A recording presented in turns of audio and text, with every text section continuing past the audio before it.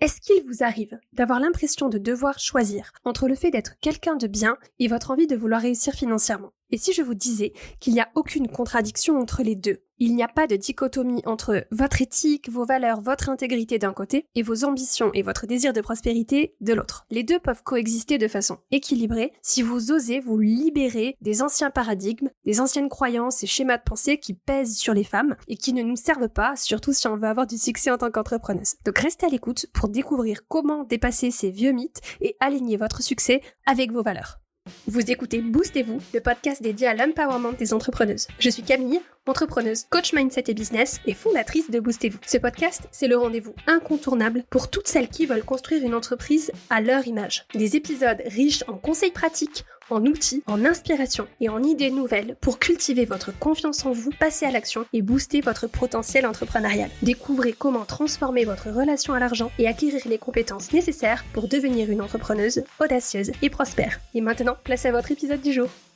Bienvenue dans ce tout nouvel épisode de Boostez-vous, épisode 62, éthique et prospérité, dépasser ce faux dilemme pour réussir financièrement en accord avec vos valeurs. Aujourd'hui, j'avais envie de vous parler de ce sujet qui m'est venu pendant la préparation de l'atelier sur la tarification que j'ai animé cette semaine. La question de l'éthique, du fait d'être quelqu'un de bien, le fait d'être une bonne personne, tout en ayant de l'ambition et une envie de gagner de l'argent, parce que c'est essentiel quand on est entrepreneuse, c'est un thème qui a souvent émergé dans les échanges et les questions que vous m'avez posées pendant la préparation de cet atelier et pendant l'atelier. J'avais déjà abordé un sujet un peu similaire dans un précédent épisode, dont je mettrai le lien dans la description de cet épisode. Mais aujourd'hui, je voulais vous proposer une mise à jour, un partage enrichi par rapport à mon évolution personnelle sur ce sujet-là. Je profite aussi de cet épisode pour vous rappeler que le replay de l'atelier sur la tarification est disponible et pour vous annoncer la sortie prochaine d'un nouveau freebie, un guide à faire et à ne pas faire avec vos tarifs, la checklist ultime pour aborder sa tarification. Vous pourrez accéder à ces ressources gratuitement en rejoignant ma newsletter. Le lien est en description de cet épisode de podcast ou rendez-vous sur mon site internet camillegaudin.fr/mail. Revenons à nos moutons et à notre sujet du jour, cette espèce de dichotomie qu'on peut avoir parfois entre notre envie de réussir, notre ambition d'un côté et notre éthique, nos valeurs, notre intégrité de l'autre. Il y a cette idée reçue selon laquelle on doit choisir entre le fait d'être quelqu'un de bien, le fait d'être une bonne personne et le fait de gagner de l'argent. On nous a souvent inculqué que l'argent et l'altruisme c'était incompatible. Ce que j'ai envie de vous partager avec cet épisode d'aujourd'hui, c'est que cette espèce de vision du monde un peu noir et blanc où les gens riches sont des mauvaises personnes, égoïstes, etc. Et de l'autre côté, les personnes qui n'ont pas beaucoup de moyens, ce sont des personnes intègres, droites, qui ont des valeurs, etc. C'est complètement faux. Et c'est une façon de voir le monde qui ne nous sert pas. Parce que c'est possible d'être à la fois une personne éthique, une personne intègre, d'avoir des valeurs et de prospérer financièrement et d'avoir de l'ambition et d'avoir du succès. Et je dirais même que l'un peut renforcer l'autre avec beaucoup d'harmonie, avec cette espèce de synergie en fait entre notre capacité à gagner de l'argent et notre capacité à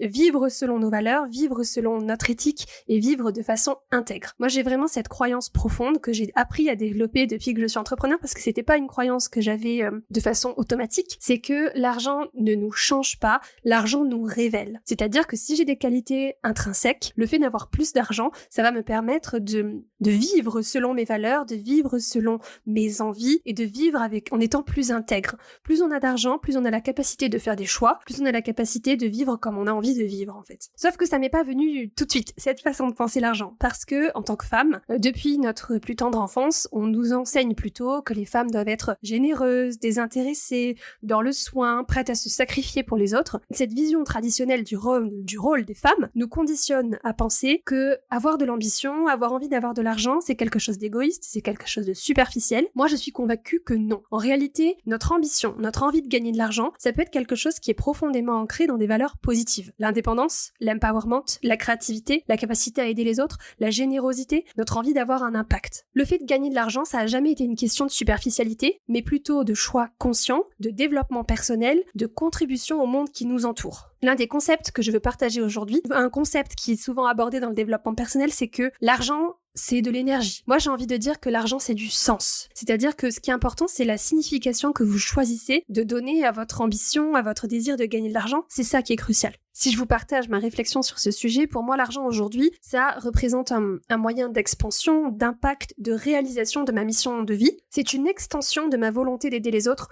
ma volonté de servir, ma volonté de créer, ma volonté d'apprendre, de croître, de continuer à grandir tout au long de ma vie. Et je vous pose la question, Quelle est la signification que vous choisissez de donner à votre relation avec l'argent? Ce qui est important là, à ce stade, c'est de trouver cette signification et de trouver la signification qui vous fait vibrer, qui vous inspire et qui vous porte, qui vous soutient dans le passage à l'action. En tant que femme, il est vraiment temps pour nous de commencer à raconter une autre histoire autour de l'argent. Une histoire où on vit selon nos valeurs, où on gagne de l'argent en se sentant aligné, en se sentant intègre, en se sentant éthique. Et pour moi, l'argent, comme je vous disais, c'est un amplificateur, c'est un révélateur. C'est-à-dire qu'il va pas changer la personne qu'on est, il va mettre en lumière nos qualités intrinsèques. Tout simplement, par exemple, si on est une personne généreuse, le fait de réussir financièrement, le fait d'avoir de l'argent et de vivre dans la prospérité financière va nous permettre d'être plus généreux avec nos proches, avec notre famille, avec nos clients, avec notre business. Ça va nous permettre d'exprimer notre générosité. La clé ici, c'est d'arriver à identifier déjà nos valeurs et ensuite d'arriver à associer nos valeurs profondes à notre désir d'ambition, à notre désir de prospérité financière. Quand on fait ça, on se sentira jamais en décalage avec soi-même. Pour moi, il y a vraiment cette croyance que plus je vais servir mes clients, plus je vais aider de personnes, plus je vais gagner de l'argent. On entend parfois le fait que l'argent, c'est un échange. J'aime pas trop penser l'argent comme ça parce que ça sous-entend une espèce de deal, une espèce de troc et j'aime pas trop cette idée-là. En tout cas, pour moi, j'aime pas la vibe dans ce côté échange autour de l'argent. Plutôt que de parler d'échange, moi, je préfère le penser en me disant que c'est servir et recevoir. L'argent, c'est servir et recevoir. Plus je sers, plus j'aide mes clients, mon audience, plus je reçois. Et plus je reçois, plus je suis capable de servir, d'aider mon audience et mes clients. Il n'y a pas de séparation entre mon éthique, mon intégrité et ma valeur d'un côté et ma réussite financière. Il y a vraiment une intégration harmonieuse en fait des deux. C'est pas dichotomique, c'est intégré. Concrètement, par exemple dans l'entrepreneuriat, si j'ai pas de clientes qui me payent, si je ne reçois pas de l'argent de mes clientes, je ne peux pas allouer mes ressources, allouer mon temps, allouer mon énergie à créer du contenu gratuitement. C'est pas possible. Parce que créer du contenu gratuitement, dans un business par exemple, ça représente un coût d'opportunité. C'est-à-dire que le temps que je passe à créer du contenu gratuitement pour mon audience, je ne peux allouer ce temps-là que si par ailleurs, je gagne de l'argent, je reçois de l'argent par mes clientes. Donc c'est un cercle vertueux, c'est-à-dire que plus j'aide de clientes, plus je sers mes clientes, plus je reçois d'argent, et plus je reçois d'argent, plus je suis capable d'allouer des ressources dans mon business, donc que ce soit mes ressources à moi, mon temps, mon énergie, mon attention, ou les ressources d'autres personnes. Je vais pouvoir payer des personnes pour m'aider dans mon business à créer du contenu gratuit, à aider gratuitement les personnes qui pour l'instant, ne peuvent pas encore devenir mes clientes. Donc en termes d'exercice de coaching, ce que je peux vous proposer par rapport à au sujet d'aujourd'hui, c'est déjà de vous poser la question, ça veut dire quoi pour moi être quelqu'un de bien ? Ça veut dire quoi pour moi être une bonne personne ? C'est quoi mon éthique ? C'est quoi mon intégrité ? C'est quoi mes valeurs ? Déjà d'avoir identifié ça clairement, se dire c'est quoi pour moi quelqu'un de bien ? Je vais vous donner ma réponse à moi. Pour moi, c'est laisser le monde dans un meilleur état que ce que je l'ai trouvé. Alors, le monde, ça peut être une vision très large, mais c'est aussi, ça peut être aussi une vision plus réduite. C'est mon entourage familial, amical, professionnel. C'est mes enfants, c'est ma famille, c'est mes clients. C'est de me dire que ces personnes-là, je suis là pour leur apporter mon aide, mon soin, mon service. C'est ça pour moi qui fait de moi que je suis une bonne personne.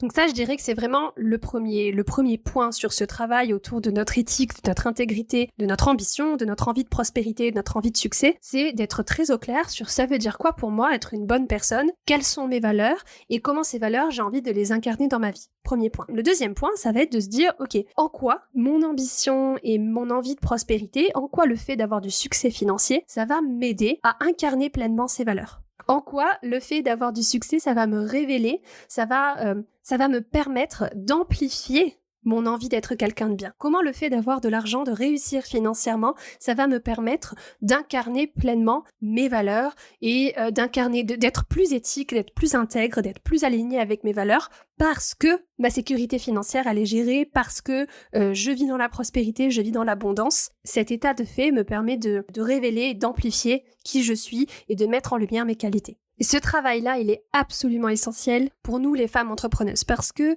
on est des pionnières, on est des exploratrices de contrées inconnues parce que jusqu'à quelques décennies, peut-être 30 ou 40 ans tout au plus, les femmes se trouvaient dans une espèce de position intenable. C'est-à-dire qu'on a besoin d'argent pour vivre, comme tout le monde, mais on avait cette espèce de message de la société que le fait de se concentrer sur l'ambition et le succès financier, c'était quelque chose qui n'était pas féminin, qui n'était pas spirituel, etc. C'est un sujet pour un autre podcast, on en parlera certainement une autre fois. Mais il y a cette idée qui est encore très présente dans la société, que l'ambition, que l'envie de réussir financièrement, c'est quelque chose de masculin. Et ça, c'est pas vrai non plus. En tant que femme, on est nouvelle dans cette question de l'entrepreneuriat et dans ce jeu du fait de gagner de l'argent. Et c'est vrai que c'est facile de tomber dans cette espèce de façon de penser par défaut qui clairement ne nous soutient pas, nous, les femmes, dans nos ambitions et notre envie de succès. Cette définition, cette espèce de vision un peu désuète là, de l'argent, de la féminité, est-ce que l'argent est masculin ou féminin, etc. Ne tombez pas là-dedans. Ne laissez pas votre cerveau aller vers ces croyances par défaut selon lesquelles le fait d'avoir de l'ambition, le fait d'avoir envie de gagner de l'argent, ce serait en conflit avec le fait d'être